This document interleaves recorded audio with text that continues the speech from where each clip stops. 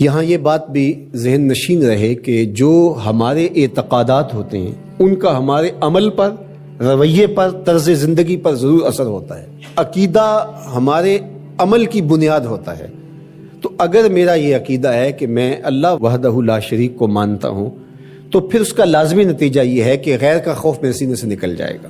اسی طرح جب آخرت کا یقین میری روح کے اندر راسخ ہو جائے گا تو میری زندگی خود بخود مرتب ہو جائے گی، منظم ہو جائے گی، کیونکہ آخرت کا تصور کیا ہے کہ میں اللہ کے حضور جواب دہ ہوں اور ایک ایک عمل اس کے حضور پیش ہونا ہے اور وہاں اعمال کی جواب دہی ہے۔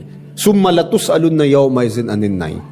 تو پھر کس طرح میں بند کمرے کے اندر بھی جرم کر سکتا ہوں جب یہ عقیدہ میرے ساتھ جڑ گیا ہے؟ جب ہم اپنے عمل میں کمزور ہوتے ہیں تو ہمارے عقیدے کے اندر کچھ جھول ہوتی ہے، کمزوری ہوتی ہے، اس کمزوری کی وجہ سے عمل کمزور ہوتا ہے۔ تو عمل کی پختگی اور رسوخ عقیدے کی پختگی کا نتیجہ ہوتا ہے۔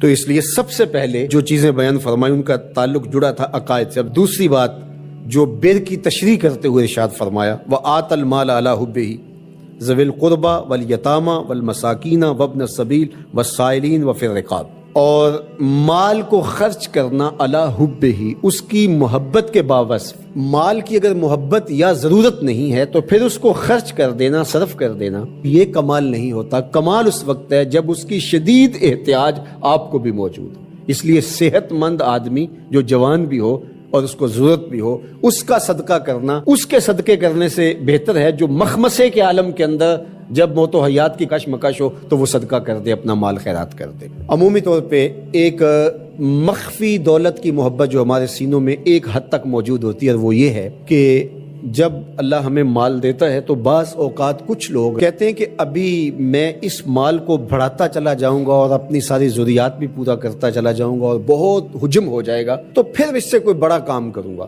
وہ ایک ہدف لیتا ہے بڑے کام کا اور مال کو ضرورت کے باوجود خرچ نہیں کرتا، تو یہ ایک مخفی محبت ہے مال کی جو سینوں کے اندر چھپی ہوئی ہے۔ تو ہمارے دین نے ہمیں جو ترغیب دی ہے کہ جوں ضرورت پیش آئے تو جہاں جہاں ضرورت پیش آئے تمہیں اپنے مال سے خرچ کرنا ہوگا۔ حضور نبی رحمت صلی اللہ علیہ وآلہ وسلم نے ارشاد فرمایا کہ جو زکوٰۃ ہے، جو صدقہ واجبہ کے طور پہ ہم ادا کرتے ہیں، اس کے علاوہ بھی تمہارے اوپر مال خرچ کرنا ضروری اور لازم ہے، اور اس کے مصارف یہاں بیان فرما دیے۔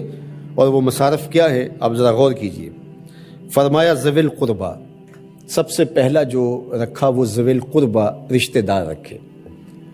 باقی لوگوں پر خرچ کرنے سے پورا ثواب ملتا ہے اور رشتہ داروں پر خرچ کرنے سے دوہرا ثواب ملتا ہے۔ والیتامى، اور یتیموں کو، والمساکین، اور مسکین۔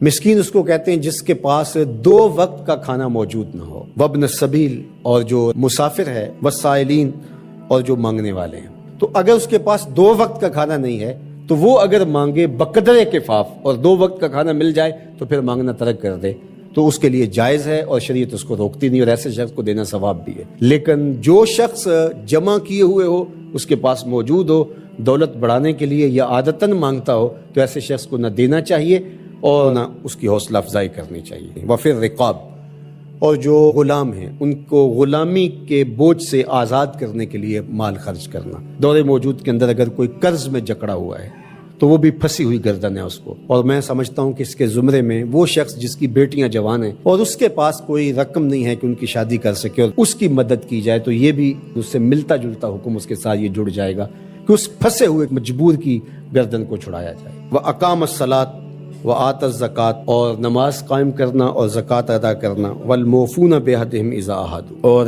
عہد کو پورا کرنا جب وہ عہد کر بیٹھے۔ وَالصَّابِرِينَ، اور صبر کرنے والے۔ فِي الْبَأْسَاءِ وَالضَّرَّاءِ وَحِينَ الْبَأْسِ، غربت، بیماری، حالت جنگ میں استقامت اور ثبات کے ساتھ کھڑا رہے۔ اب یہ بیان کرنے کے بعد فرمایا اولئک الذین صدقوا، یہ وہ لوگ ہیں جو سچے اور پکے مومن ہیں، جو ان خوبیوں کے حامل ہیں، جو عبادات کے اندر، اعتقادات کے اندر، رویوں کے اندر، طرز زندگی کے اندر، انداز معاشرت کے اندر، سب میں کمال مرتبے پہ فائز المرام ہیں، یہ سچے لوگ ہیں۔ اور فرمایا وَأُولَئِكَ هُمُ الْمُتَّقُونَ، اور تقوی کے نور سے مالا مال بھی یہی لوگ ہیں جن کے اعتقادات بھی خوبصورت، جن کے اعمال بھی خوبصورت، جن کے رویے بھی خوبصورت، اور جن کا طرز زندگی بھی خوبصورت۔ نیکی یہ نہیں ہے کہ تم اپنے چہرے مشرق یا مغرب کی طرف کر لو، جس طرح کہ یہود اور نصارہ کرتے تھے۔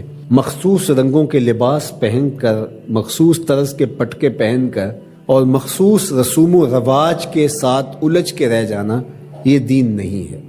لیس البر، یہ نیکی نہیں ہے، ان تولو، کہ تم پھیر لو، وجوہکم، اپنے چہروں کو، قبل المشرق والمغرب، مشرق اور مغرب کی طرف، ولکن البر من آمن باللہ، نیکی کیا ہے کہ کوئی اللہ پر ایمان لائے، اس کا دل اپنے رب کو مانے۔ تو نیکی کی حقیقت یہ ہے کہ آپ اپنے رب کے ہو جائیں۔ جب رب کے ہو جائیں گے تو پھر اس کے دیے ہوئے نظام کو آپ من و عن تسلیم کریں گے۔ اٹھنے بیٹھنے سے لے کر انداز معاشرت تک، امور سیاست سے لے کر طرز حیات تک، کاروبار سے لے کر نجی زندگی تک، آپ کی زندگی کا ایک گوشہ اپنے رب کے دیے ہوئے نظام کی مطابقت میں ہوگا۔